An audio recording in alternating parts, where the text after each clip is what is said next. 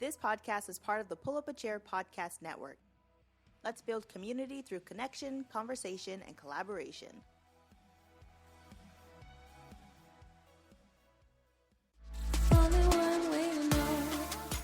Hey, I'm Ryan. And I'm V. And you're listening to Cringe With Me, the podcast where we dig up the cringiest articles, questions, and tidbits of human culture to review with you, our listeners, so you too can cringe with me. I'm hypocritical, but at least I know we could be beautiful or maybe terrible. September has happened. That's true. Yes. Which means it's my turn. Yep. Let's go. I don't know if I can top last month. No. Right off the bat, I have a Karen story for this week. Oh, that's good. I mean, everyone loves a good Karen story. It's but yeah, I don't think we should even worry about topping last month. I think we let that exist as what it is. We don't need to talk about it. It happened. It's done. Yeah. Even outside of the polls, from people who I know in real life who listen. Yeah. Okay, moving on. Today's story comes from the Fail blog. The Fail blog? I'm not familiar with that. It is an old... So basically these stories were pulled from MySpace. Ah, okay. Yeah, okay. So you're probably not going to find this on anybody else who covers Reddit because this stuff's old. I didn't know MySpace still existed. No, these are screenshots the Fail blog has surfaced. Okay, alright. Yeah, okay.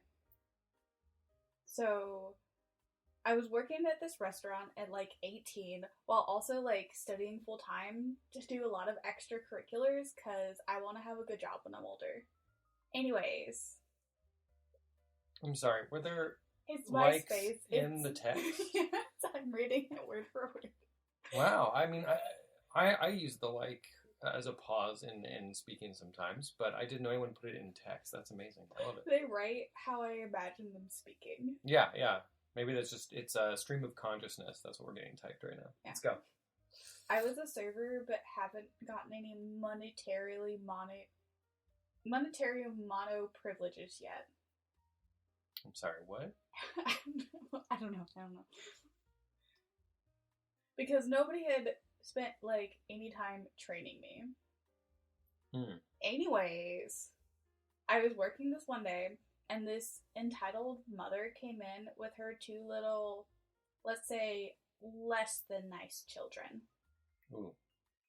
They had a lot of other people with them. It was an 8-person party. Man, this is, I mean, I picked on a little bit first, but this is an epidemic in there, right? Yeah, it is.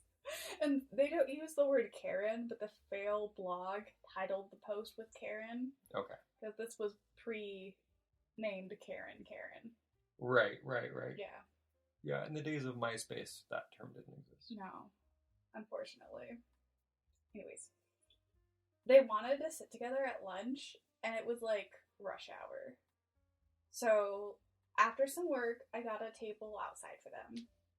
And, they complained that it was dirty, even though I had just started to clean it, a second ago, because the last party that was sitting there, just left. Okay, so they're busting a table for someone so they can seat them, because it's a party of 8 during rush hour. Cool. Yeah. This all makes sense? I worked in a restaurant? Yes? Thank you for translating. The problems, started when they got the menus. By the way, we all spoke English. That's an interesting thing to include there. Oh, you'll right? see why. You'll see why. Okay. Everyone spoke English. Got it. I asked them what they wanted to drink for their, drink order, and we started the appetizers. Okay. The mother, pointed at the appetizer menu and said, I'm gonna get a salad. I told her, I'm sorry, but that's not a salad. It's an appetizer. It's a salmon dish with a salad garnish. But if she would like a salad instead of an appetizer, I could totally do that. Okay. Then the mom said, but I want that salad. And I'm like, trying to gesture and explain to her the size and gesturing like at the palm size portion of the like salmon cut and how it was just like decorated with salad, like a couple of sprinkles on the garnish itself. Like, it's not a real salad. Okay, I'm following so far. But the mom was like, I want that salad. And I'm like, well, I'll show you and explain. It's salmon. It isn't a salad. It has like salmon on a plate and it's like decorated with pieces of a salad, but it's not like a full salad. And then I like flip to the salad portion of the menu and I'm like, this is where the salads are. Yeah, okay, okay. Oh, sometimes I wish we had a camera going so I can capture everything. Yeah, I was like, oh, okay, I'm still following. This is a very drawn-out story. I hope it's going somewhere. And then I, like, tell her that I can definitely bring out a salad with the appetizers, like, but the one that she was pointing at wasn't a salad. Yes. And then the mom was like, but that costs more, and it's stupid. So, like, you're a bad waiter, and I don't want to pay more when I want that salad, she said, as she was, like, pointing back at the appetizer menu, which was, like, as I said, totally not a salad. I mean, at some point, you've tried to explain the contents of the dish. They should understand it at this point. You let them order it, and you bring them what they ordered. And if it's not what they wanted, like, that's not your fault anymore. I'm, like, at a total loss at this point. I tried gesturing and pointing to the word garnish below the description of this particular appetizer. So I'm thinking, like, what can I possibly do now? What she wants is most definitely not what she's, like, ordering. And I said it just, like, one more time, like, as super nice as I possibly can. Anyways, I write down the rest of the appetizer orders and I put into the system. When I get to their table with, like, their appetizer, the mom is like, where's my salad? That's not a salad. I ordered a salad with salmon. I, like, sigh to myself and I say, you're right. It's not a salad. It's what you ordered. And then the mom, like, interrupts me screeching. But it said salad on the menu. Look right here. Pointing at the words salad garnish.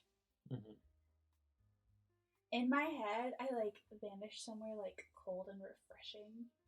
So I wouldn't die of, like, heat stroke at the same time that I stared at this evil woman's face. Oh, see, we didn't have this context that it's hot there, too. See, this just adds an extra layer to the story.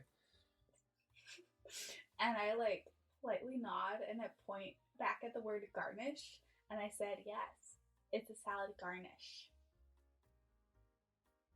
And at this point, like, the mom looks like she's gonna blow up.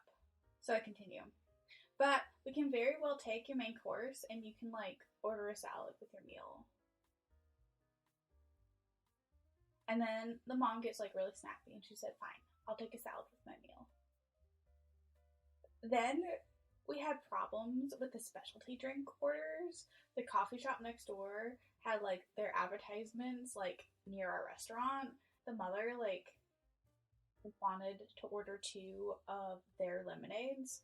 And I explained that there's no way we could get their lemonades unless they wanted to wait, like, a 30-plus minute wait. Because, like, I'll have to go over there on my break to get them and come back. And I was so hectic that I couldn't make orders from that restaurant to come to this restaurant. Like, sometimes they order extra fees for bringing drinks from other restaurants to this restaurant. I think it's wild that we even went into this explanation. So they're just saying, yeah, that special's for the place next door. That's not our drink. Like, that's all you need to say. That's done. It keeps going. Okay. It keeps going. What? Where are we? Are we going somewhere with this? This is like, this is wild. It's a slow train wreck, right? Yeah, it's a very slow train wreck. Yeah, I feel like I'm watching a train wreck in slow motion. Like, the mom didn't want to pay more to get the lemonades from, like, the other drink. So I offered, like, a compromise. I could put Sprite and sparkling water on their table with some, like, lemon slices. And then... It's a hell of a compromise right there. And then, like, when I brought them their drinks, the mom was like, "This isn't lemonade. And it doesn't even look like the picture over there," pointing back at the sign from the neighboring shop. And I'm like, "Ma'am, you agreed to this because it would take you over 30 minutes to get the drinks from the other location. And you would also probably, like, have to pay a fee." Wow.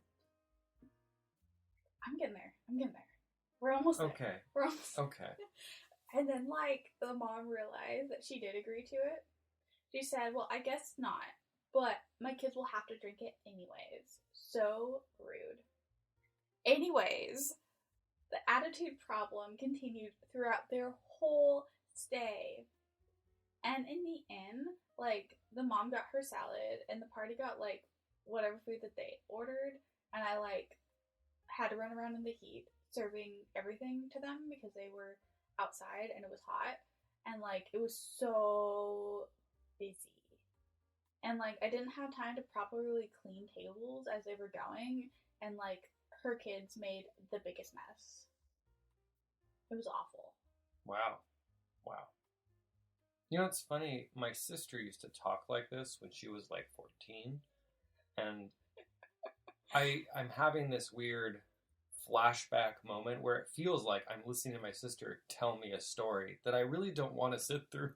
Oh no, you didn't like my story? It's not your story. Well, this okay. person's story is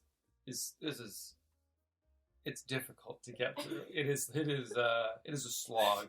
See, the story itself, it's like another run-of-the-mill Karen story.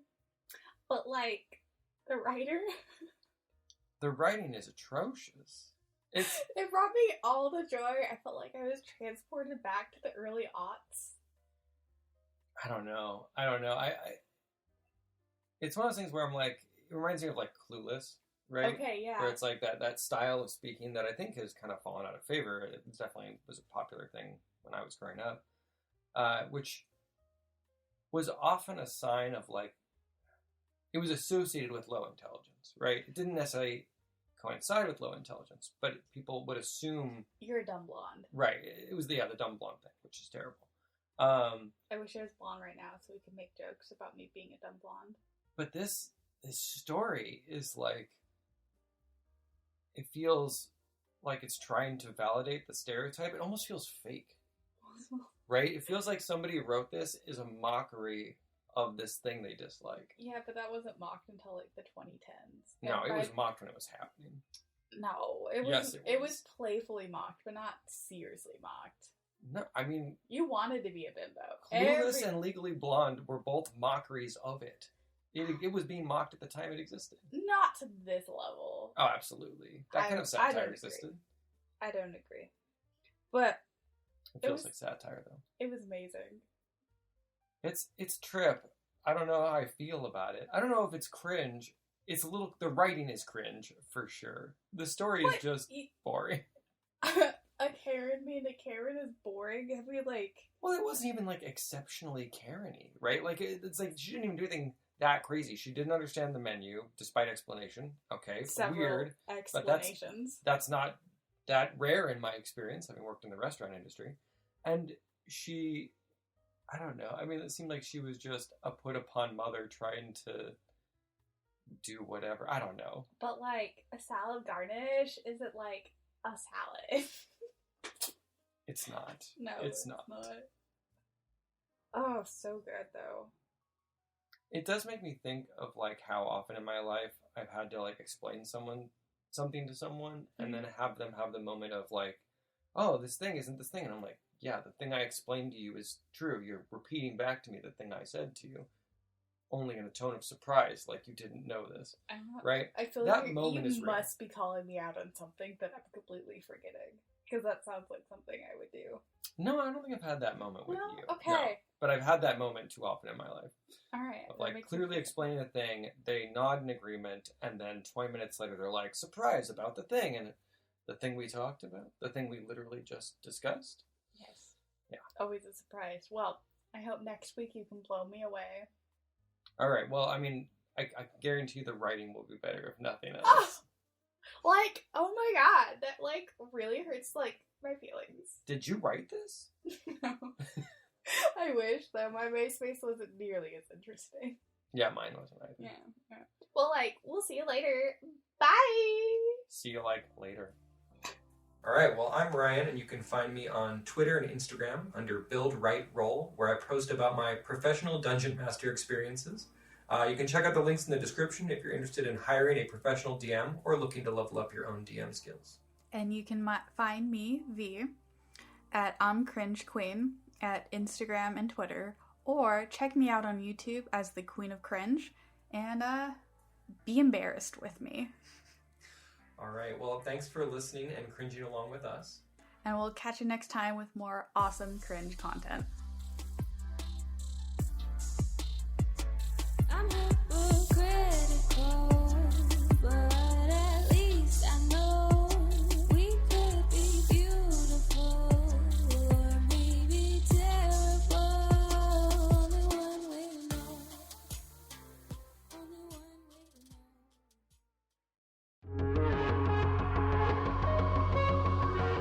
know. Sarah and Scooter Podcast is a conversation between You guessed it. Sarah, And Scooter. We are not experts on any of these topics.